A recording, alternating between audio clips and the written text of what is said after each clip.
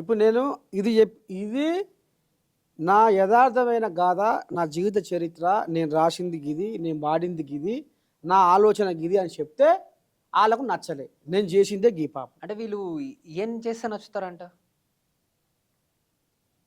వాళ్ళ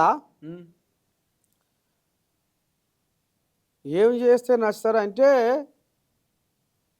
రసరాగ రంజిత బో రమణి మృదు మధుర భావ తరంగిణి రావే నా కవిత నవనీత వృదిత. నీ అదరముపై చిరునవ్వులు చిరికి నా కనులలో వలపు కలిమిని నిలిపి నా కవిత హృదయాన ఊర్వశిపై కవన సరసున కలువ కన్యపై కవ్వించి మురిపించే మురిపేము నీవే. కవన కథానాన మధుర డోలికల మై మరిపించే శృంగార మంజీర రసలీల హేలా. ఆహా వెన్నెల జాబిలివై వేకువ సంధ్యవై జగత్తునంతా ఉషస్సు నింపే తమస్సు ననచగా రావి రసరాగ రంజిత ఓ రమణి మృదు మధుర భావ తరంగిణి. ఆహా పలక జంబడి పండు లాంటి పరువాల ఓ లలన, నా పానమంతా గుంజే నీ నజగార సోకుల వలన,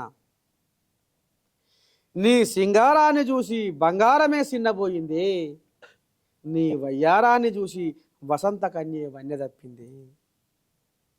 చిత్రరేఖకుని కంచెలో కులుకులొలికిన కలిగివా శిల్ప భావన ఉలిమన నాట్యాల సిగ్గులొలికిన ముగ్ధ మోహినివా మధురిమ భావారమై మరిచి పాడిన ప్రణయరాశివా పపాత గీతివా ఏమని పిలువని ఎవరని తలవని నడిరే ఈ జామైనా నాకేది ఏమైనా నా మనసు నీ వైపే లాగుతుందే జర్ర నీతోటి రాసుకొని పూసుకొని తిరుగుతా నిద్రలో నా ప్రేమ నిన్నే తలుసుకొని పిలిచి పిలిచి అలసిపోతుందే మామగా జర నా మాటిను నిన్ను ముట్టుకుంటా నిన్ను పట్టుకుంటా నీ నడుము గెల్లుతా